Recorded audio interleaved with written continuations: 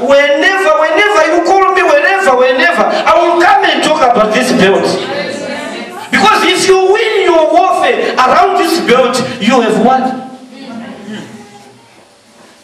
You have won, my sister. You have won. Unfortunately, we have a very cruel world where there is nothing that gives us a conducive environment for worship.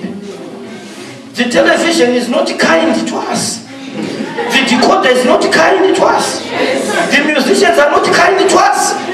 The writers of novels are not kind to us.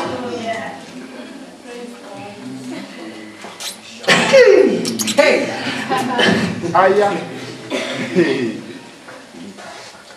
Hallelujah. Amen.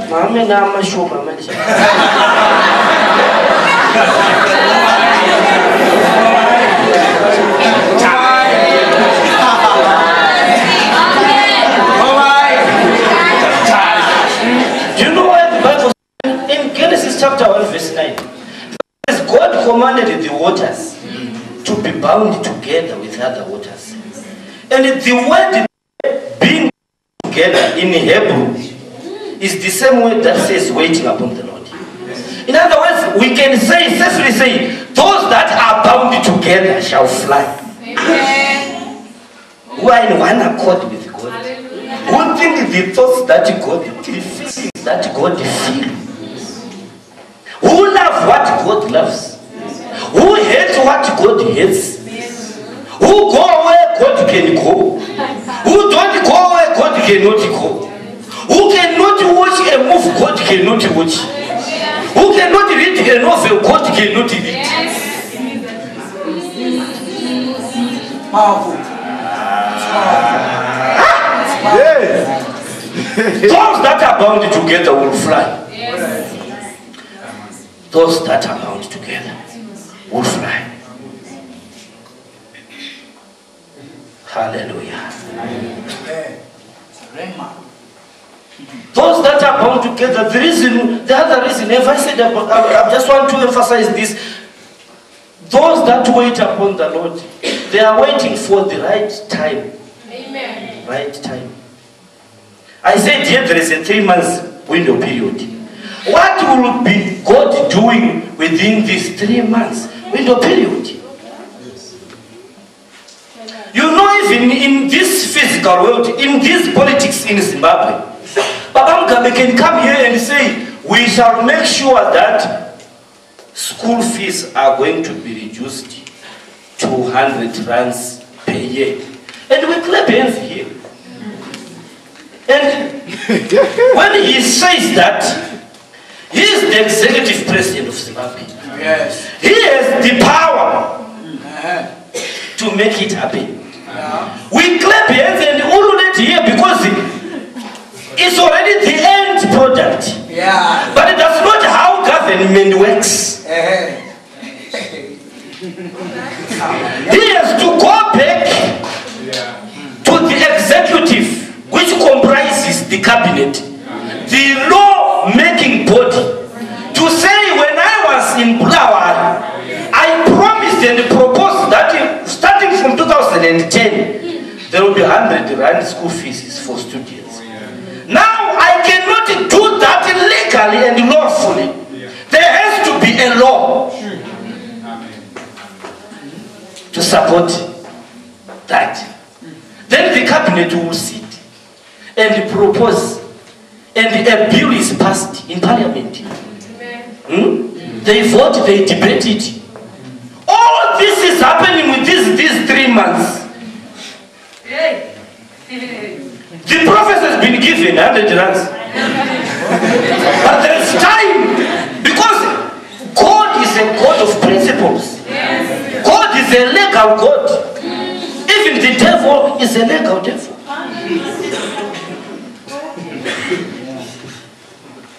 There are legalities and technicalities to the things of God. By the way, he's the first and supreme judge.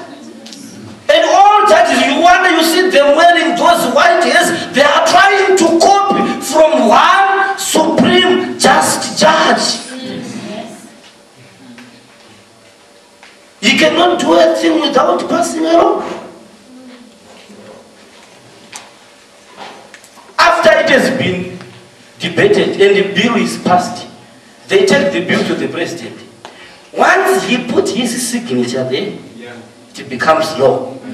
Once it is law, they don't just throw it to us. They take it from the executive, which is the law creating department. They take it to the legislative, which is the one which watches over the law. The police, the judges, the prisons, they watch over what has been created.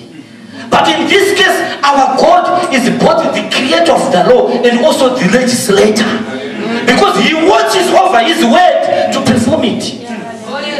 He can say it and create it into a law and goes on again to be the policeman. There is no policeman in Zimbabwe who can create a law.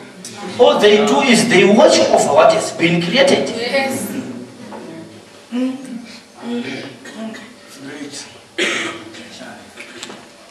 So there is a 3 months in the spiritual realm. I don't know how long is your 3 months period. But there is a 3 months period after being prophesied that you will have a Mercedes-Benz. But then in the spiritual realm, there are some laws. There are some tribal laws from the iniquities of the family that also says in this tribe we will never have any child who can have a car. But God, because he's a legal God, he starts to process a law. Yes. So sometimes God is saying, wait, he's processing a law. It's going through the executive, the parliament of heaven.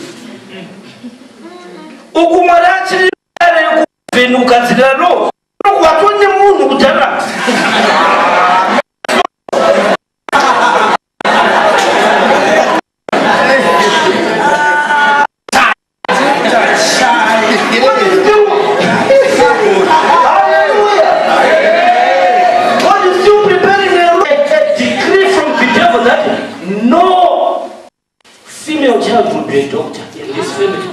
The devil puts some decrees.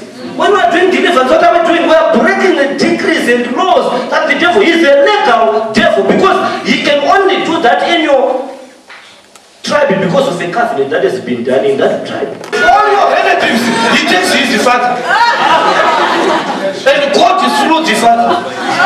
And you continue to take Lot. And the Lot means hidden. Secret.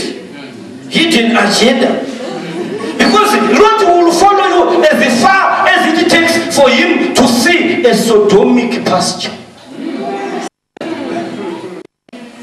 Even in scripture, we have some, I'm sorry to say it, but sometimes some people come as Lots, and as long as everything is okay, they are there, they are singing in the choir. But when we get into a sodomic pasture, green pasture, Lot will manifest. The true character will manifest. And they will leave Father Abraham alone. I know of a people who have worshipped God because there was no greener pastures. At the moment some greener pastures came, they left the Lord and went after greener pastures. It's good to go to South Africa and everywhere else. But you need to understand, or it's those that wait upon the Lord. Because I know of a big number of students from colleges like this one. I am a father, a spiritual father too, who went to greener pastures. And he saw them got hold of them.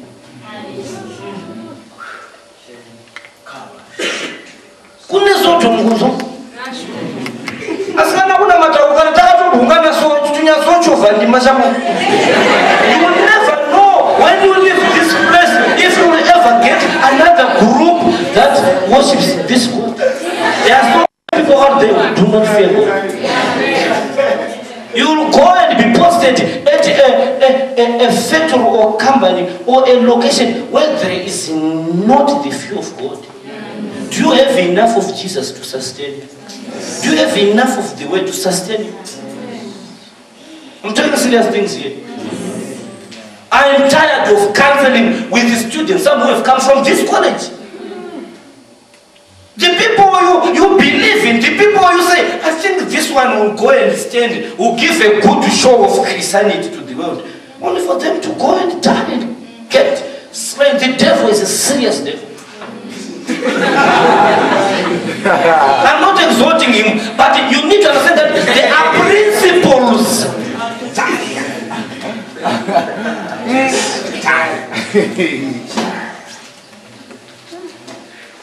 After fertilization, there is incubation. The Bible says in chapter 1 of Genesis, verse 2, and the Spirit of the Lord was brooding over. And Jesus was saying, Jerusalem, I wish I would brood over you like a hen. Because each one of us, once that prophetic word is conceived in your spirit, you go into incubation. Every life, whether it is of animals or birds or snakes, every life begins as an egg. Whether in an elephant, it begins as an egg. I'm correct? Am I correct? And every egg must be incubated. The difference is some eggs are incubated outside and others incubated inside. Hello? Hello? What is the purpose of incubation? Number one, the purpose of incubation is to maintain favorable temperatures for the embryo to grow into what it must be. That's why you see those little hens in our rural areas, they will be brooding over those eggs for about 21 days. Why brooding there when all the other chickens and crows are going around and eating and doing what and doing any other funny business? These ones have to be there because incubating these eggs demands discipline. It's a discipline. So if God says, wait, hello? Amen. Hello? Amen. If God says, wait, He is saying, be disciplined. Hey. When that chicken is waiting upon those eggs, you will throw some maize here, some corn here. You will not see that hen move.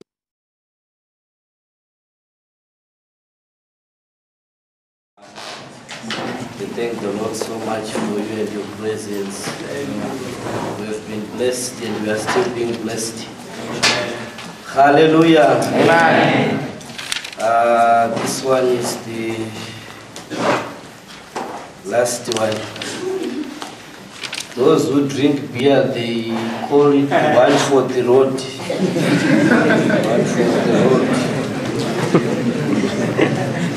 Now one for the road.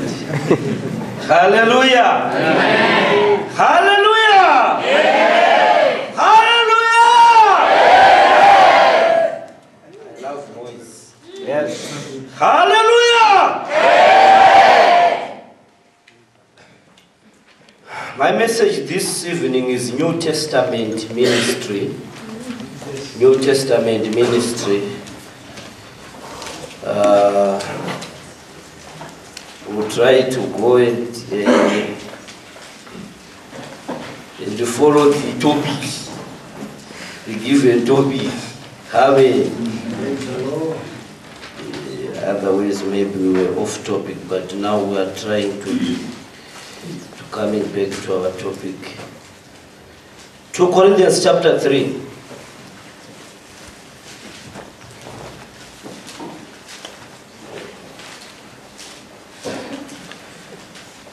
Do we begin again to commend ourselves, or need we, as some others, epistles of commendation to you, or letters of commendation from you?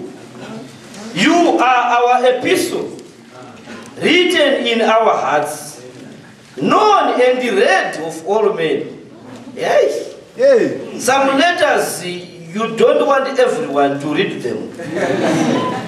But this type of a letter, everyone reads it. Whether you like it or not. Whether you say you care or you don't care. But this type of a letter, fortunately or unfortunately, everyone reads it. Now if it is being written for public consumption, be careful what you write.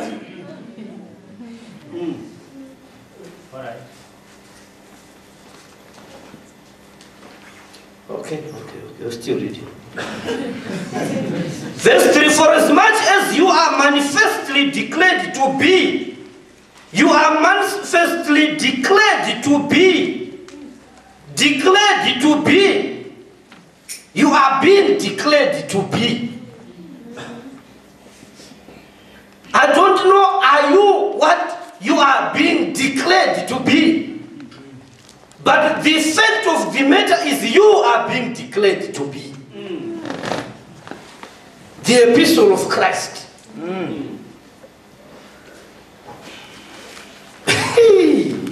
Sometimes we declare each other epistles of Christ. Sometimes the people declare you an epistle of Christ.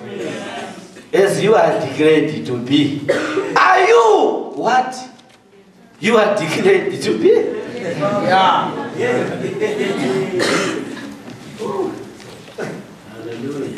Epistle of Christ, ministered by us, written not with ink but with the Spirit of the living God, not in the tables of stone, but in the fleshly tables of the heart. And such trust have we through Christ to God the Word. Not that we are sufficient of ourselves to think anything as ourselves, but our sufficiency is of God, who also has made us able ministers of the New Testament, not of the letter but of the Spirit. For the letter killeth, but the Spirit giveth life. But if the ministration of death written and engraved in stones was glorious, so that the children of Israel could not steadfastly behold the face of Moses for the glory of his countenance, which glory was to be done away, how shall not the ministration of the Spirit be rather glorious? For if the ministration of the condemnation be glory, much more doth the ministration of righteousness exceed in glory. For even that which was made glorious had no glory in this respect, by reason of the glory that excelleth. For if that which is done away was glorious, much more that which remaineth is glorious. Seeing then that we have such hope, we use great plainness of speech, and not as Moses, which put a veil over his face, that the children of Israel could not steadfastly look to the end of that which is abolished. But their minds were blinded. Their minds were blinded. For concerning this veil. But even unto this day, when Moses is read, the veil is upon their heart. The blinding is of the mind, but the veil is on the mind, but it's also on the heart. Mind and heart, they are the same thing, but here there is a special distinction being given of the mind and the heart. I wish I had time to deal with these things. Nevertheless, when it shall turn to the Lord, the veil shall be taken away. Now the Lord is that Spirit, and where the Spirit of the Lord is, there is liberty. But we all, with open face beholding as in a glass, we are changed. We are changed into the same image, from glory to glory, even as by the Spirit of the living God. We are still being changed, because those that received him gave him power to become children of God. They are not yet what is declared to be, but they have the power to become. So when we say we move from one glory to another, it's still the process of working of our salvation with the fear and the trembling. For we move from one glory to another. Amen. What is this thing called New Testament ministry? There are basically 3 different types of ministry in the Bible. 3. The first one is Old Testament ministry. Usually in Old Testament ministry, the authorship generally is the prophets. Hallelujah. Amen.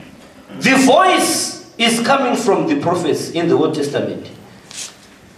I'm bringing a foundation for my message here. Okay. Now with the prophets, the word most of the time, most if not all the time, is very objective. Number 1.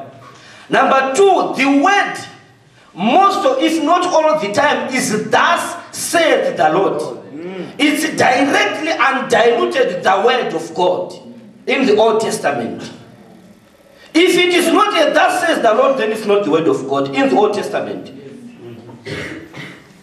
They tell me that there was a procedure in the tabernacle of testing who is a true prophet or a dreamer. Where there was, somebody tells me there were some stones called the Urim and Tumim. Where if a man declares that he has a vision, they had to go and stand face to face with the Urim and Turim, which were on the breastplate of Aaron. And if you say a word and it says, that says the Lord, those stones were supposed to glitter in confirmation of your dream or vision. Hallelujah, hallelujah. Mama. Yeah.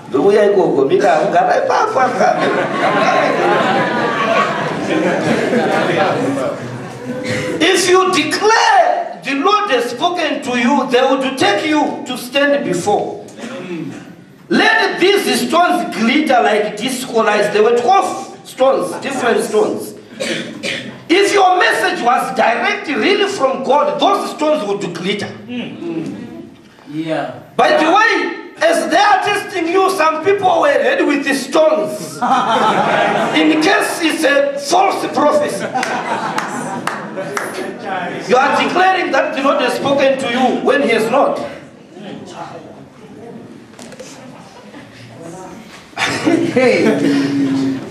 There was women mentoring. This sentence where anybody can walk up and say, that says the Lord, that is sister. Or that brother. There was women mentoring and the stones.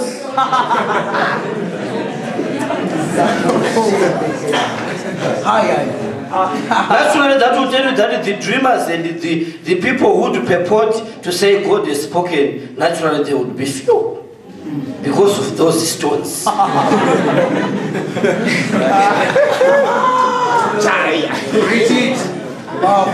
I wish I had those stones with me.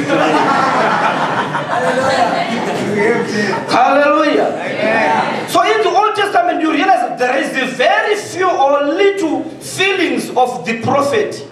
Except for a few, David, of course, Jeremiah and Isaiah and some others, very few. Most of these messages were objective, direct from God. It was the word of God coming upon a man. And after the man delivers the message, the man remains the man. That was Old Testament ministry.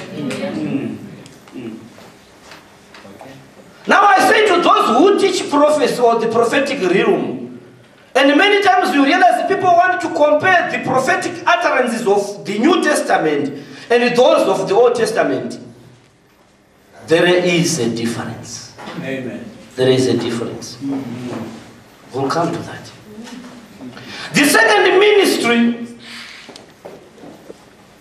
Bible is the ministry of Jesus Christ in the 4 Gospels. Yeah. That's the second segment. You know that the authorship is John, Luke, Mark, and Matthew. But the main character in these 4 books is Jesus Christ. Amen. So I would rather take it as Jesus Christ's ministry. Yeah. All what these 4 authors did was they depicted Jesus from his 4 different facets and angles.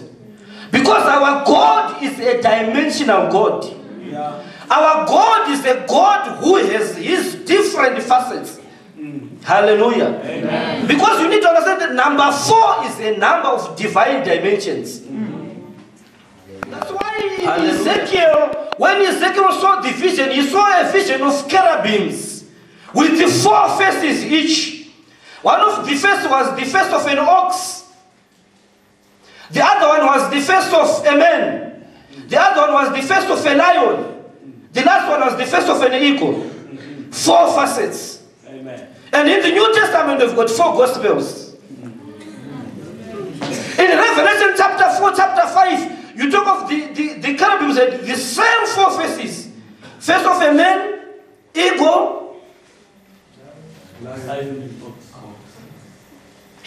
4 faces of Christ.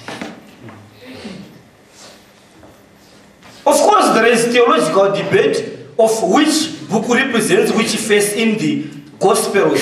But suffice it to say, within these 4 Gospels, each Gospel represents a certain facet and certain angle of Jesus Christ. For instance, the book of John represents Jesus as the face of an eagle.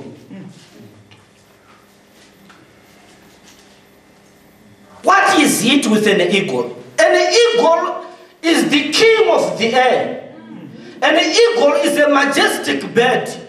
It does not struggle with flying like the other birds, the crows and the hortoes and all the other ones. An eagle is a majestic bird.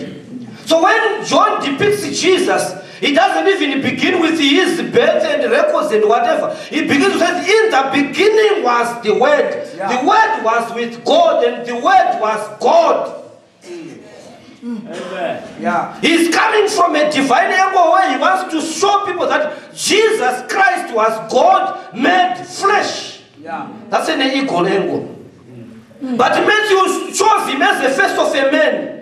So you have to begin with this Jesus, son of David, the son of Abraham. He goes down with the ancestry. And this one begot, that one. There is a lot of begetting and begetting and begetting because he is worried with the history as he depicts Jesus as a man.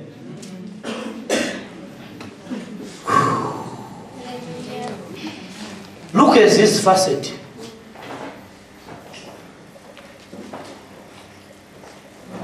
And Mark has this facet between the 2 that are left.